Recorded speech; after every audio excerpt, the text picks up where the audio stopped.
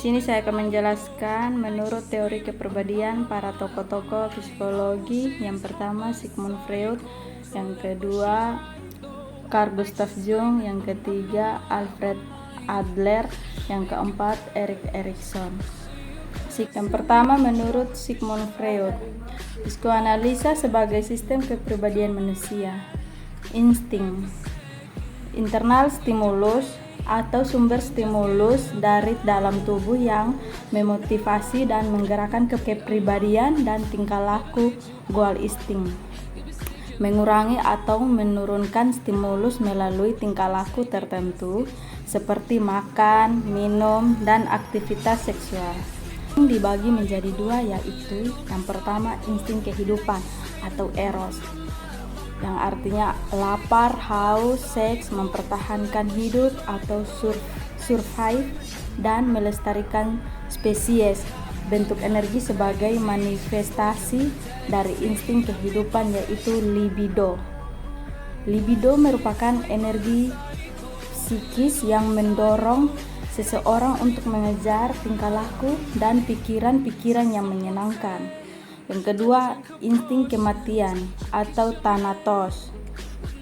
Daya-daya destruktif yang dapat diarahkan ke dalam diri sendiri, masokis, bunuh diri, atau diarahkan keluar, kebencian, agresif. Agresi dan seks menurut Freud merupakan motivator yang kuat bagi tingkah laku manusia. Yang kedua, tingkat kepribadian. Kehidupan mental manusia terdiri dari dua bagian yang dapat digambarkan sebagai gunung es. Yang pertama, consciousness, berada di bagian atas yang terlihat kecil dan tidak signifikan, menampilkan hanya permukaan dari total kepribadian. Yang kedua, unconsciousness, berada di bagian bawah atau dalam, terdiri dari insting-insting yang mendorong tingkah laku manusia.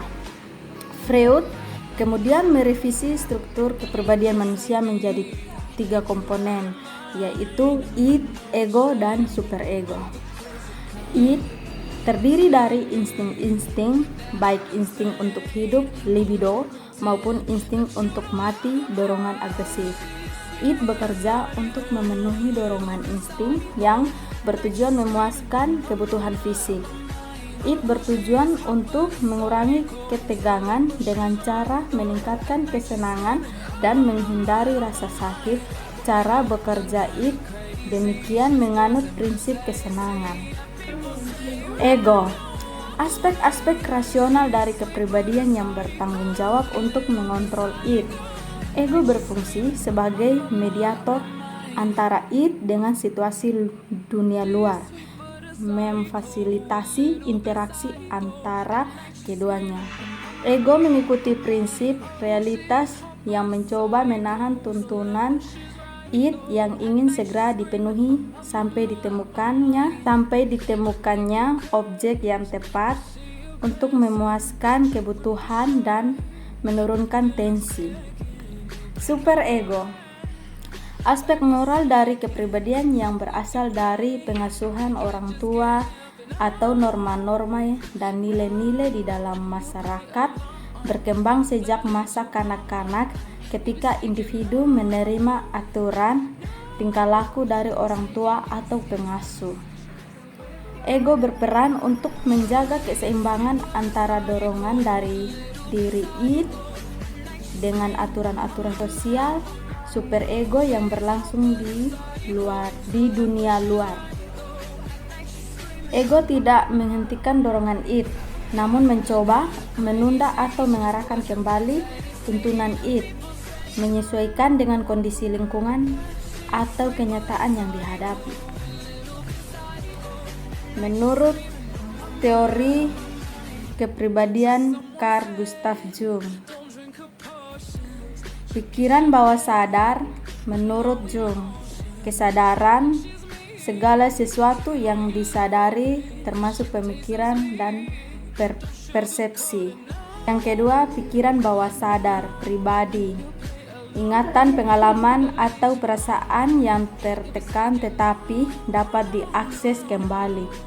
Pikiran bawah sadar kolektif, lapisan terdalam yang berisi pengalaman universal maupun sepanjang sejarah. Kepribadian yang pertama, individuasi. Yang kedua, proses menuju kesadaran penuh dengan pemenuhan diri. Yang ketiga, menginteraksikan aspek-aspek berbeda dari kepribadian. Yang keempat, ekstroversi atau introversi. Yang kelima, ekstroversi atau fokus pada dunia luar dan interaksi sosial. Yang keenam, introversi, fokus pada dunia dalam dan refleksi pribadi. Fungsi psikologi. Jung mengidentifikasi 4 fungsi utama kepribadian. Yang pertama, pemikiran atau thinking, analisis logis dan rasional. Yang kedua, perasaan, feeling, penilaian berdasarkan nilai dan emosi. Yang ketiga, sensi atau sensation, persepsi melalui panca indera. Yang keempat, intuisi, pemahaman melalui firasat atau wawasan mendalam. Kontribusi teori Jung. Psikologi analitis menekankan hubungan antara kesadaran dan ketidaksadaran. Yang kedua, teori kepribadian kembangkan berdasarkan tipe psikologi Jung. Yang ketiga, kajian mitologi dan simbolisme arketipe digunakan untuk menganalisis mimpi, seni, dan budaya. Yang keempat, proses individuasi sebagai paduan untuk pengembangan diri. Kritik terhadap Jung. Yang pertama, kelebihan. Yang kedua, memberikan wawasan tentang hubungan antara psikologi dan spiritualitas. Yang ketiga, konsep arketipe dan ketidaksadaran kolektif sangat inovatif. Yang keempat, kekurangan. Yang kelima, teorinya dianggap terlalu abstrak dan sulit dibuktikan secara ilmiah. Yang keenam, tidak semua psikolog sepakat dengan konsep ketidaksadaran kolektif. Definisi kepribadian menurut Carl Gustav Jung. Kepribadian adalah produk sejarah atau produk yang diwariskan dari generasi ke generasi atau pengalaman manusia yang berasal dari masa lalu. Kepribadian Carl Gustav Jung terbagi menjadi 3 bagian, yaitu ego, sadar, ketidaksadaran personal, dan ketidaksadaran kolektif. Ego, sadar merupakan kesadaran dari akal pikiran yang disadari yang menggunakan fungsi rasio. Ketidaksadaran persona ialah pengalaman subjektif yang direpresi atau pemikiran-pemikiran dan dorongan-dorongan yang tidak penting pada masa ini. Ketidaksadaran kolektif dibentuk oleh simbol emosional yang sangat kuat yang disebut sebagai arketipe atau kesadaran kebudayaan, nilai-nilai yang menetap dalam kepala kita. Struktur kepribadian menurut Carl Gustav Jung. Yang pertama, kesadaran. Kesadaran muncul pada awal kehidupan, bahkan mungkin sebelum dilahirkan. Ego adalah jiwa sadar yang terdiri dari persepsi, ingatan-ingatan, pikiran-pikiran, dan perasaan-perasaan sadar. Ketidaksadaran pribadi terdiri dari pengalaman yang pernah sadar tetapi kemudian dilupakan atau diabaikan serta pengalaman. Arketipe adalah suatu bentuk pikiran atau ide universal yang mengandung unsur emosi yang besar. Persona adalah topeng yang dipakai sang pribadi sebagai respon terhadap tuntunan-tuntunan, kebiasaan, dan tradisi masyarakat serta terhadap kebutuhan-kebutuhan arketipal sendiri. Anima dan animus. Arketipe feminin pada pria disebut anima, arketipe maskulin pada wanita disebut animus. Bayang-bayang. Sebagai arketipe, bayang-bayang melahirkan dalam diri kita konsepsi tentang dosa asal. Apabila bayang-bayang diproyeksikan keluar, maka ia menjadi iblis atau musuh. Diri adalah titik pusat kepribadian di sekitar mana semua sistem lain terkonstelasikan. Tujuan perkembangan kepribadian menurut Carl Gustav Jung: aktualisasi diri, diferensiasi sempurna, dan saling hubungan yang selaras antara seluruh aspek kepribadian. Jalan perkembangan. Dalam proses perkembangan kepribadian dapat terjadi gerak maju progresif atau gerak mundur regresif. Progresif adalah terjadinya penyesuaian diri secara memuaskan oleh aku sadar baik terhadap tuntunan dunia luar maupun kebutuhan-kebutuhan alam tak sadar. Apabila progresif terganggu oleh sesuatu sehingga libido terhalangi untuk digunakan secara progresif, maka libido membuat regresi kembali ke fase yang telah dilewati atau masuk ke alam tak sadar. Sikap jiwa introvert atau ekstrovert. Introvert pendiam dalam suka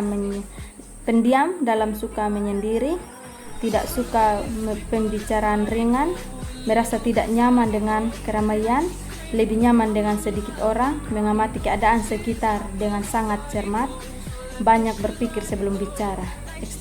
Ekstrovert selalu antusias dan semangat, mudah dalam bergaul, cenderung spontan dalam bertindak atau berbicara, menyukai popularitas dan senang menjadi pusat perhatian, selalu tampil percaya diri, terkesan sigap dan tegas. Menurut teori kepribadian Alfred Adler, pengenalan Alfred Adler. Pengenalan Alfred Adler, psikiater Austria 1870 sampai 1937, pendiri individual psikologi, menekankan pentingnya perasaan inferioritas dan upaya kompensasi, fokus pada hubungan sosial dalam perkembangan kepribadian. Konsep utama teori Adler: inferiority complex. Semua individu merasa inferior sejak lahir. Perasaan ini memotivasi perkembangan individu. Vying for superiority, untuk mencapai keunggulan atau kesempurnaan. Social interest, kepedulian terhadap orang lain. Social interest, konsep inti dalam teori Adler, kepedulian terhadap orang lain dan kontribusi pada masyarakat. Social interest dianggap sebagai indikator kesehatan mental individu. Individu yang memiliki social interest tinggi cenderung lebih bahagia dan produktif. Pengaruh birth order, anak sulung bertanggung jawab, pemimpin tetapi cenderung konservatif. Anak tengah, pendamai, fleksibel, dan sering merasa kurang diperhatikan. Anak bungsu sering dimanja, kreatif, tetapi dapat menjadi kurang mandiri. Kritik terhadap teori Adler: kelebihan menekankan hubungan sosial dalam pembentukan kepribadian, memiliki pendekatan humanistik dan optimistik. Kekurangan Konsep seperti social interest sulit diukur secara objektif.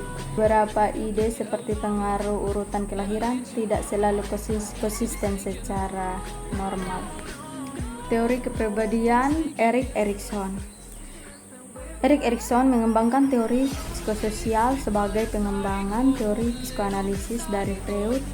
Dalam teori psikososial disebut bahwa tahap perkembangan individu selama siklus hidupnya dibentuk oleh pengaruh sosial yang berinteraksi dengan individu yang menjadi matang secara fisik dan psikologis. Secara umum, inti dari teorinya adalah perkembangan emosional sejajar dengan pertumbuhan fisik. Adanya interaksi antara pertumbuhan fisik dan perkembangan psikologis. Adanya keteraturan yang sama antara pertumbuhan fisik dan perkembangan psikologis. Dalam menuju kedewasaan, perkembangan psikologis, biologis, dan sosial akan menyatu. Pada setiap saat, anak adalah gabungan dari organisme, ego, dan makhluk sosial. Perkembangan manusia dari sejak lahir hingga akhir hayat dibagi dalam 8 fase dengan tugas-tugas perkembangan yang harus diselesaikan pada setiap fase. Prinsip-prinsip pertumbuhan dan perkembangan. Yang pertama, tumbang manusia anak berjalan sesuai dengan yang diprediksikan, berkelanjutan dan berurutan. Yang kedua, tumbang neuromuskular mengikuti atau sesuai dengan pola cephalo-caudal atau proximodistal. Setiap perkembangan terkini adalah diyakini sebagai tanda telah selesainya tugas perkembangan yang sebelumnya dan sebagai dasar untuk mengembangkan keahlian baru. Yang keempat, tumbang mungkin untuk sementara akan gagal atau menurun selama periode kritis. Yang kelima, pola tumbang setiap individu berbeda tergantung genetik lingkungan yang mempengaruhi selama masa kritis. Teori perkembangan yang dikemukakan Erik Erikson merupakan salah satu teori yang memiliki pengaruh kuat dalam psikologis. Erik Erikson menyimpulkan bahwa perkembangan anak itu mengalami 8 tahap dan setiap tahapnya menawarkan potensi kemajuan dan potensi kemunduran. Teori Erikson dikatakan juga sebagai salah satu teori yang sangat selektif karena didasarkan pada 3 alasan. Prioritas atau keputusan. Tahap terakhir dalam teori Erik Erikson disebut tahap usia senja yang diduduki oleh orang-orang yang berusia sekitar 60 atau 65 ke atas. Masa hari tua ditandai adanya kecenderungan ego, integrity, despair. Pada masa ini, individu telah memiliki kesatuan atau integritas pribadi. Semua yang telah dikaji dan didalaminya telah menjadi milik pribadinya. Pribadi yang telah mapan di satu pihak digoyahkan oleh usianya yang mendekati faktor. Mungkin ia masih memiliki beberapa keinginan atau tujuan yang akan dicapainya, tetapi karena faktor usia hal tersebut sedikit sekali kemungkinan untuk dapat dicapai. Dalam situasi ini, individu merasa putus asa, dorongan untuk terus berprestasi masih ada, tetapi pengikisan kemampuan karena usia sering kali mematahkan dorongan tersebut sehingga keputusan acap kali menghantuinya.